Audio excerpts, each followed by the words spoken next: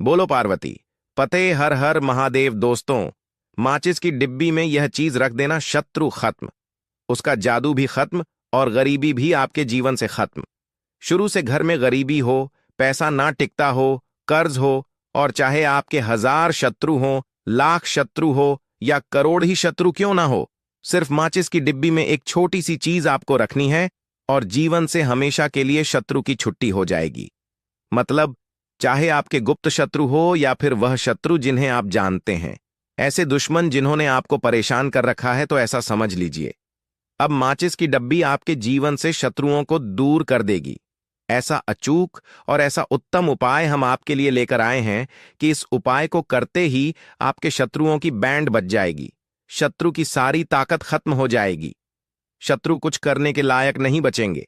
आज जो आपको अपनी ताकत दिखा रहे हैं, आपसे दुश्मनी रहे हैं, बिना गलती के भी अगर आपके साथ बुरा कर रहे हैं, ऐसा समझ लीजिए आज से उनकी उल्टी गिनती शुरू हो जाएगी जब से आप इस उपाय को कर लेंगे। शत्रु मुक्ति का इतना अचूक उपाय आपके लिए लेकर आए हैं कि इस उपाय को करने से शत्रु पूरी तरह परास्त भी हो जाएंगे और कभी जीवन में लौट कर नहीं आएंगे। मतलब, गलती नहीं करेंगे, आपको परेशान करने की, आपको कष्ट देने की या आप ऊपर किया कराया करवाने की। और अगर उन्होंने कुछ करवा रखा होगा, जैसे बहुत सारे जो लोग होते हैं, जो शत्रु होते हैं, वह तांत्रिकों के पास, बहुत सारे लोगों के पास जाकर कुछ इस तरह का किया कराया करवा देते हैं कि व्यक्ति को हर तरफ से बर्बाद कर देते हैं। लेकिन आप विश्वास मानिएगा, जो उपाय हम आपके लिए लेकर आए हैं, इस उपाय को करने से आपके जीवन से शत्रु की छुट्टी भी होकर रहेगी और फिर कभी शत्रु को परेशान नहीं कर पाएंगे। इस उपाय को करने में आपका कोई 1 रुपया नहीं लगने वाला है। सिर्फ और सिर्फ आपको माचिस से यह उपाय करना है, और माचिस तो हर किसी के घर में होती है, और माचिस से ही आप अपने शत्रुओं को, अपने दुश्मनों को अपने जीवन से निकालकर बिल्कुल दूर कर सकते हैं। कभी आपको शत्रु परेशान नहीं करेंगे। जब माचिस का छोटा सा उपाय आप करेंगे, आपको माचिस में बस एक चीज रखनी है। कौन सी चीज, कैसे रखनी है, किस दिन यह उपाय आपको करना है, पूरा आपको वीडियो में बताने वाले हैं। लेकिन उससे पहले आपको लगाना है जयकारा। देखिए, जयकारा सबसे पहले इसलिए लगा दीजिए क्योंकि जैसे ही जयकारा लगाते हैं, बालाजी महाराज की कृपा सीधे सीधे आपको मिलती है। तो पूरी सच्ची श्रद्धा से जय श्री राम या जय बालाजी महाराज जरूर लिख दें, जिससे कि बालाजी महाराज का आशीर्वाद आपको और आपके पूरे परिवार को मिलता रहे। क्योंकि इनका आशीर्वाद जिन्हें मिलता है ना, का उनका अहित नहीं होता, उनका हमेशा कल्याण ही होता है। इसीलिए और वीडियो को लाइक, चैनल सब्सक्राइब जरूर कर लें, क्योंकि बालाजी महाराज के आशीर्वाद से आपकी समस्या के हल आपको मिलते हैं। यह वीडियो आप तक पहुंचती है, उपाय आप तक पहुंचते हैं, उन्हीं का आशीर्वाद है। तो उनका आशीर्वाद बना रहे और हमेशा आपके घर में धन, सुख, समृद्धि आए, ऐसी कृपा बालाजी महाराज आप पर करें। तो चलिए जल्दी से बात कर लेते हैं उपाय की। देखिए, उपाय स्त्री भी कर सकती है, पुरुष भी कर सकते हैं। यह उपाय आप किसी भी दिन कर सकते हैं, ठीक है ना? बुधवार का दिन है, शनिवार का दिन है, रविवार का दिन है, अमावस्या के दिन भी आप इस उपाय को कर सकते हैं। तो कहने का मतलब है किसी भी दिन आप इस उपाय को कर सकते हैं, क्योंकि यह एक टोटका है और टोटके किसी भी दिन आप कर सकते हैं, ठीक है ना? गुप्त शत्रु के लिए भी कर सकते हैं, और जिन लोगों को आप जानते हैं कि यह व्यक्ति मेरा मेरा दुश्मन है, उसके लिए भी आप यह उपाय कर सकते हैं। किस समय करना है? सुबह, शाम, दोपहर, किसी भी समय यह उपाय आप कर सकते हैं। तो चलिए बात कर लेते हैं उपाय की।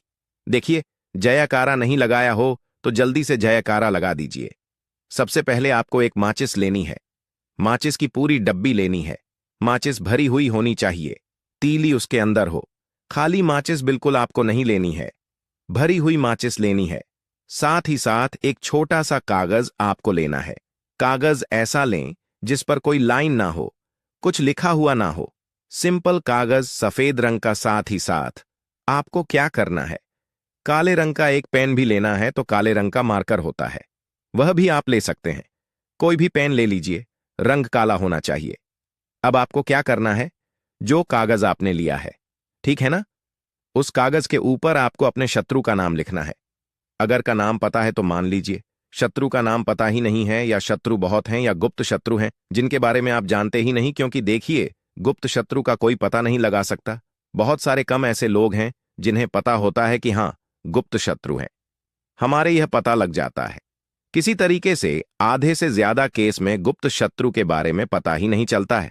इसलिए आप नाम ना लिखकर शत्रु या गुप्त शत्रु लिखेंगे पर्ची पर, तो आपको ज्यादा लाभ होगा। इससे क्या होगा, आपके जितने भी शत्रु हैं, न 2 हैं, 3 हैं, 4 हैं, 1000 हैं, कितने भी हैं, सभी परास्त हो जाएंगे और सभी आपके जीवन से दूर हो जाएंगे। मतलब उनकी पूरी ताकत खत्म हो जाएगी, कुछ आपका नहीं बिगाड़ पाएंगे।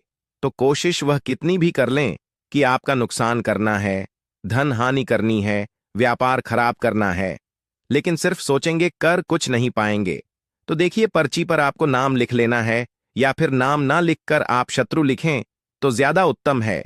शत्रु लिख लिया, अब उस पर्ची को आपको फोल्ड कर लेना है, ठीक है ना, मोड़कर उसे बंद कर लेना है पर्ची को। अब जो माचिस है आपके पास, उस माचिस के अंदर इस पर्ची को, इस सफेद रंग के कागज को जिस पे आपने शत्रु लिखा है, उस पर्ची को आपको रख लेना है। रख लिया। अब इस माचिस को आपको बंद करके अपने पास रख लेना है।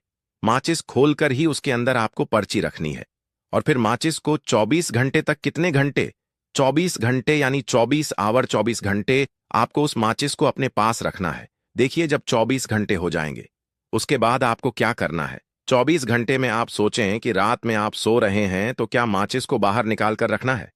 नहीं, सोते समय भी उस माचिस की डिब्बी को अपने पास रखना है, ठीक है ना। अपनी पॉकेट में आप रख सकते हैं, तकिया के पास रख सकते हैं, कहीं भी रखिए, रखना अपने पास। जब 24 घंटे हो जाएंगे, उसके बाद अगले दिन आपको क्या करना है कि सुबह उठना है। जो भी आप काम करते हैं वह काम कर लीजिए। उसके बाद जब भी आपको समय मिले, उस समय आपको क्या करना है, कहीं एकांत स्थान पर जाना है, ठीक है ना। आप किसी ऐसे स्थान पर भी जा सकते हैं जहां पानी भरा होता है, इकट्ठा हो जाता है। ऐसे स्थान पर भी जा सकते हैं, या ऐसे स्थान पर चले जाइए जो बिल्कुल एकांत, जहां कोई आता जाता ना हो। एकांत व्यक्ति आए तो कोई बात नहीं, ज्यादा लोग ना आते जाते हो। ऐसे स्थान पर आपको जाना है, और वहां जाकर फिर से आपको अपने शत्रुओं के बारे में सोचना है। ऐसा सोचना है कि मेरे जितने भी शत्रु हैं, अब वह परास्त हो रहे हैं, मेरे जीवन से दूर हो रहे हैं, और चाहकर भी अब वह मेरा कुछ नहीं बिगाड़ सकते। ऐसा सोचना है, और मन ही मन आपको प्रार्थना करनी है राहु से कि मेरे जो शत्रु हैं, मेरे जो दुश्मन हैं, उन्हें मेरे जीवन से आप दूर कर दीजिए, ठीक है ना। यह माचिस का उपाय राहु से जुड़ा हुआ है। अब आपको क्या करना है, उस पूरी माचिस की डिब्बी को वहां एकांत में फेंक कर आ जाना है। तो माचिस की डिब्बी को जब फेंकेंगे, पर्ची के साथ ही आपको फेंकना है। ऐसा नहीं है कि आप सोचे माचिस के अंदर से पर्ची निकालकर आपको उस डिब्बी को फेंकना है। पूरी की पूरी डिब्बी ऐसे ही फेंक कर आ जाना है, तीली के साथ, पर्ची के साथ, पूरी माचिस, और फिर पलटकर आपको नहीं देखना है। सीधे अपने घर पर आइए, हाथ पैर धो लीजिए। बाकी आपको कुछ भी करने की जरूरत नहीं है।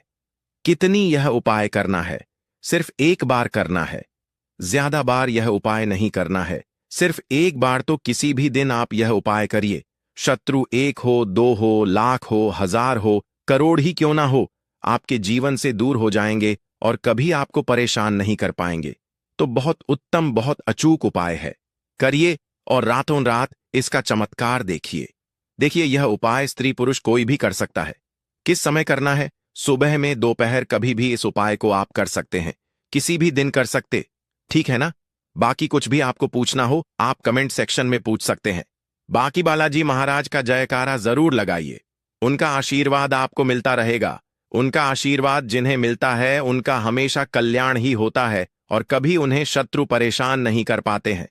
अगर आप यहां तक वीडियो देख चुके हैं तो आपको बता दूं, आगे बताए जाने वाले उपाय इतने लाभकारी है, जिस किसी ने भी किए उसको 100% लाभ हासिल हुआ है। तो चलिए, साधारण जीवन में इस्तेमाल होने वाली वस्तुओं के कुछ धन प्राप्ति उपाय भी बताते हैं। ही तरह घर में और भी कुछ चीजें हैं जो आपके वास्तु दोष का कारण बनती हैं और आपकी परेशानी की वजह बनती है। तो आइए पहले जान लें, क्या आपको अपने घर में वास्तु दोष के बारे में कैसे पता लगता है, और किस तरह से आप बड़ी ही आसानी से इसे कर सकते हैं। दोस्तों, वास्तुशास्त्र के अनुसार किसी भी घर में वास्तु दोष होने से सुख, शांति और पारिवारिक उन्नति में बाधा पैदा होती है। वास्तु दोष के कारण पनपने वाली नकारात्मक ऊर्जा से व्यक्ति के भाग्य पर बुरा असर पड़ता है। साथ ही घर के लोगों को कई तरह की परेशानियों का सामना करना पड़ता है। दोस्तों, शास्त्रों के अनुसार अगर हम यह छोटे मोटे उपाय कर लें तो अपने घर नेगेटिव एनर्जी से छुटकारा पा सकते हैं। तो आइए जानते हैं। लेकिन उससे पहले दोस्त, आपसे रिक्वेस्ट है कि वीडियो को लाइक करें, अपने दोस्तों के साथ शेयर करें, और अगर आपने अभी तक चैनल श्री शिवाय टीवी को सब्सक्राइब नहीं किया तो सब्सक्राइब करके बेल आइकॉन जरूर प्रेस कर लें। दोस्तों, नंबर 1, जीवन में तरक्की पाने के लिए रोज पहली रोटी गाय को दें, पीपल को जल चढ़ाएं और चींटियों को मिला आटा दें। तांबे के लोटे में जल लाल चंदन मिलाकर रात को अपने सर के पास रखकर सो जाए। सुबह उस जल को तुलसी को चढ़ा दें। ऐसा करने से आपकी परेशानियां धीरे धीरे दूर हो जाएंगी। नंबर 2, वास्तु के मुताबिक अगर आपके घर में तिजोरी है और आप उसके सामने शीशा लगा दें तो इससे धन में बरकत होती है। व्यापारी लोग अपने कैश बॉक्स के सामने शीशा लगाएं, इससे आपके ग्राहक बढ़ेंगे। दोस्तों, 3 झाड़ू, पोछा कभी भी खुले में नहीं रखना चाहिए। इन्हें हमेशा छिपा कर रखना चाहिए और झाड़ू कभी भी रसोई में नहीं रखनी चाहिए। नंबर 4, शौचालय का दरवाजा हमेशा बंद होना चाहिए। माना जाता है कि घर की नकारात्मक ऊर्जा शौचालय में ही बात करती है। ऐसे में अगर शौचालय का दरवाजा खुला रहता है तो नकारात्मक ऊर्जा आपके घर में प्रवेश करती है। नंबर, घर में सुख शांति के लिए कपूर को घी में डुबाकर सुबह शाम जलाना चाहिए। इससे घर में वास्तु दोष भी कम होता है और रह रहे सदस्यों के जीवन की परेशानियां दूर होती हैं। दोस्तों, नंबर 6, दुर्घटना से बचने के लिए शाम को हनुमान चालीसा के बाद कपूर जरूर जलाना चाहिए। नंबर 7, घर में जिस जगह वास्तु दोष हो वहां कपूर की 2 टिकियां रखें। खत्म हो जाने के बाद वहां दोबारा इसे रखें। नंबर 8, अस्त के बाद कभी भी किसी को दूध, दही या प्याज नहीं देना चाहिए। यह भाग्य में बाधक भी बन सकता है। नंबर 9, घर के मुख्य द्वार पर कूड़ादान कभी भी ना रखें। नंबर 10, घर में टूटा हुआ शीशा कभी भी नहीं होना चाहिए। नंबर 11, अच्छे भाग्य के लिए सुबह नहाते समय पानी में थोड़ा सा कपूर का तेल मिलाएं। शनिवार को चमेली का तेल भी मिला सकते हैं। नंबर 12, लक्ष्मी की कृपा पाने के लिए रोज रात को रसोई अच्छी तरह से साफ करके चांदी की कटोरी में कपूर और लौंग जलाएं। यह प्रक्रिया रोज की जाए तो घर में बरकत बनी रहती है और मां लक्ष्मी जल्द ही ऐसे घर से आकर्षित होती है। ऐसे घरों से नकारात्मकता हमेशा दूर रहती है। दोस्तों, नंबर 13, घर के सोने वाले कमरे में पौधे नहीं लगाने चाहिए।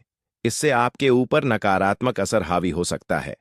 नंबर 14, घर में पौधे लगाते समय पानी में सेंधा नमक डालें। सादे नमक का भी आप उपयोग कर सकते हैं, लेकिन दोस्तों ज्यादा फलदायी होता है। आपको शुभ फल जल्द ही हासिल होंगे।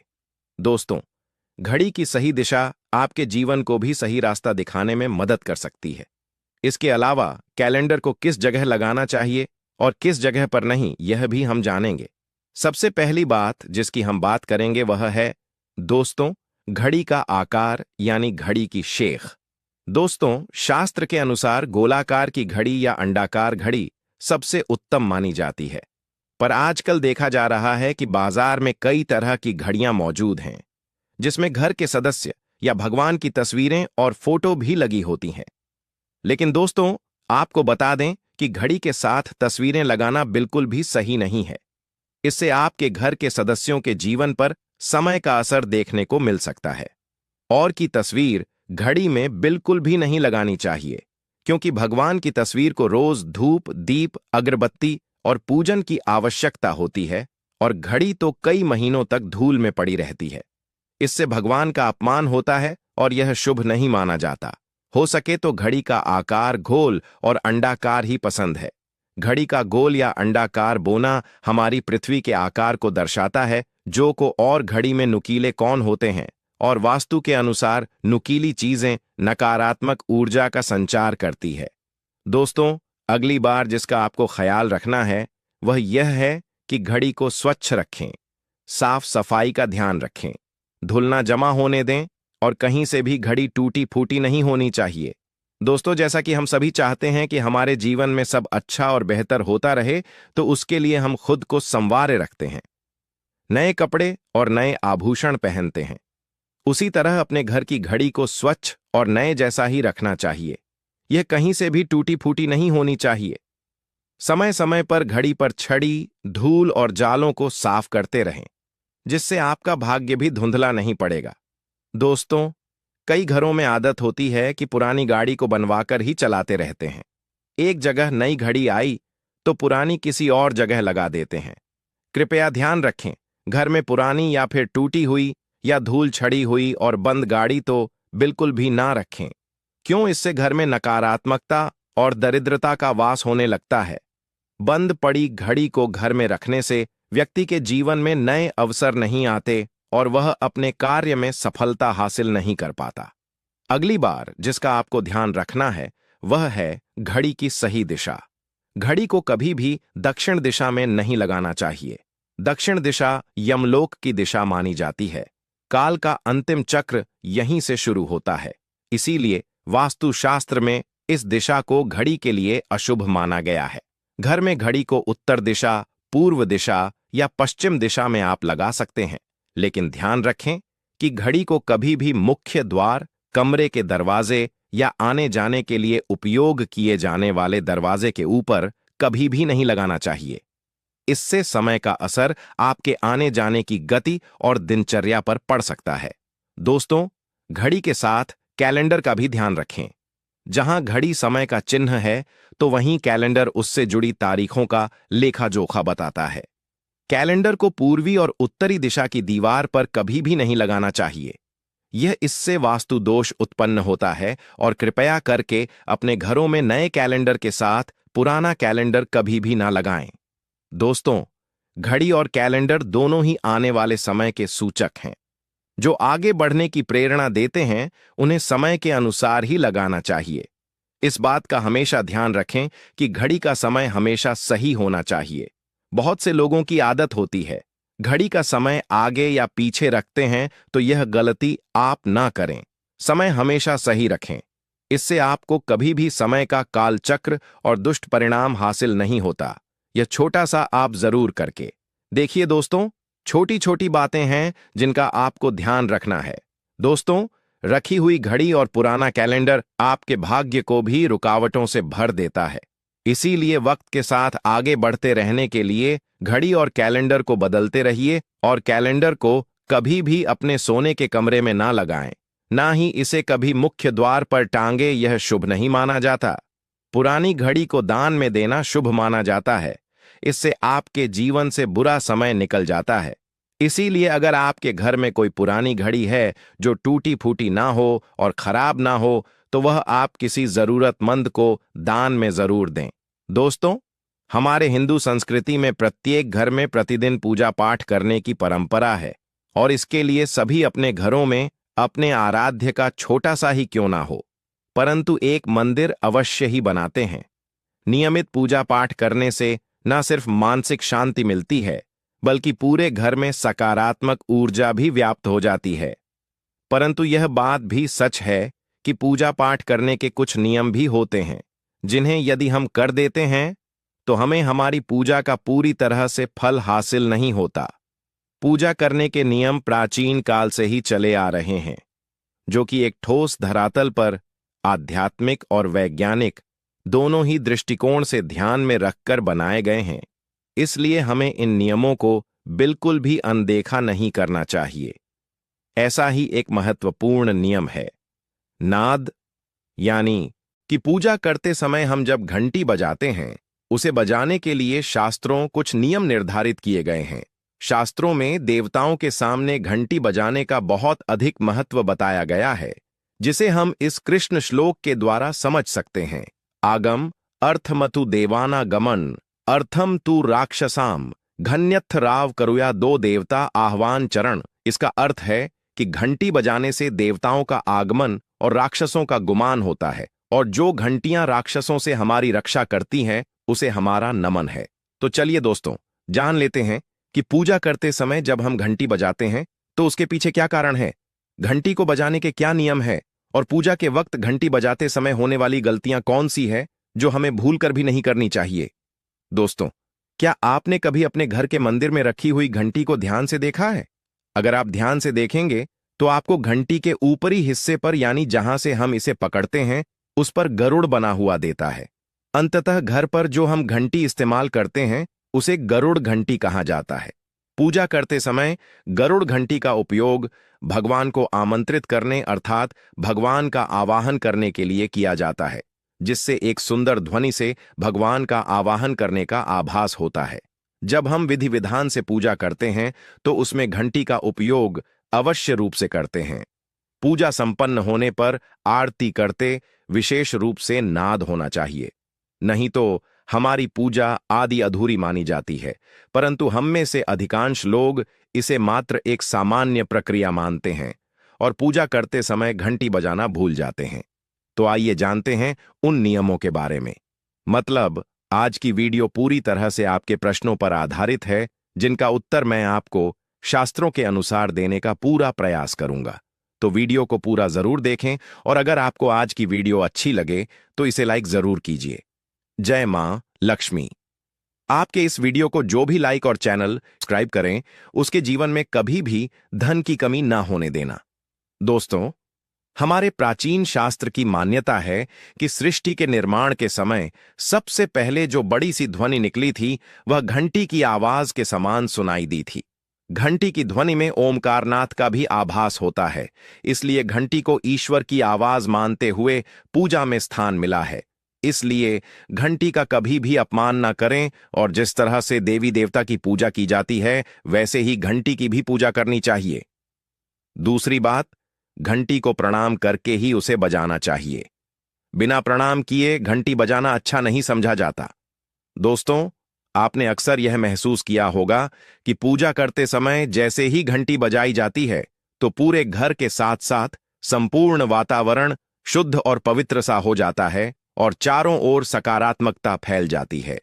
परंतु यदि हम नियमों को नजरअंदाज कर देते हैं तो हमें इसका संपूर्ण फल नहीं मिल पाता है। दोस्तों, अधिकतर लोग पूजा संपन्न होने पर सिर्फ आरती के समय ही घंटी बजाते हैं, परंतु यह भी ध्यान रखें कि भगवान को जल अर्पण करते समय, धूप दीप लगाते समय, नैवेद्य अर्पण करते समय नाद करना चाहिए। ऐसा करने से हमारी पूजा संपन्न मानी जाती है। दोस्तों, घंटी बजाते समय भगवान का नाम अथवा आरती अवश्य बोलनी चाहिए। 1 या 2 मिनट ना हो, परंतु प्रतिदिन सुबह शाम घर में घंटी अवश्य बजानी चाहिए। यदि आपको अपने घर में या अपने आप में नकारात्मकता महसूस हो तो आप थोड़ी देर के लिए भगवान के सामने घंटी अवश्य बजाएं। सारी नकारात्मकता नष्ट हो जाएगी। दोस्तों, पूजा घर में शनि महाराज एकांत विरह उदासीनता और वैराग्य के देवता माने जाते हैं, जबकि गृहस्थी को चलाने के लिए राग प्रेम एवं भौतिक चीजों की जरूरत होती है। इसलिए शनि की मूर्ति को घर में नहीं लाना चाहिए।